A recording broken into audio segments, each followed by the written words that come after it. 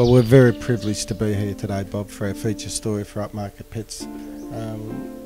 Can you tell us a little bit about these Gouldian Finches there? Well, Greg, I started in them approximately 5 years ago, and I had to, like most beginners, buy from other breeders, and naturally they don't give you their best breeders, but by a matter of select breeding and culling over the 5 years, I've now developed a line of Gouldians that I think are as good as any that I've seen. Several families that I know that have got a pair, and it's a talking point in their room because they're so beautifully coloured. And once they get to know the family, then they're a very, very friendly bird. But with the advent of white man and his cattle, plus indiscriminate burning of grass up there, which is their natural eating, plus their nesting material, it's almost wiped them out.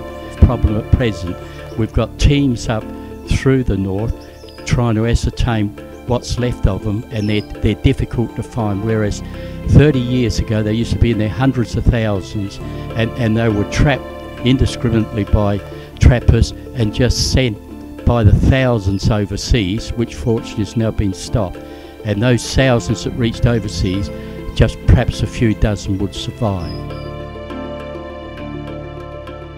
And with the young ones, when they are hatched, once they fledge, they're just a dull green, and one just can't imagine that once they have the first molt, that these beautiful colours will come out.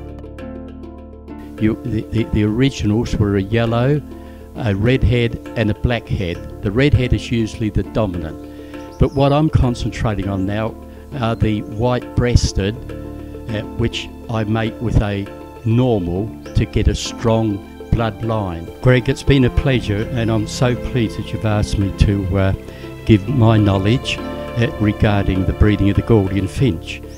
I hope that it imparts and convinces people just how beautiful bird they are, and that they're quite a finch and quite a pet to have in their home. Thank you very much, Bob. And yes, thank you very much, viewers. It's been a pleasure.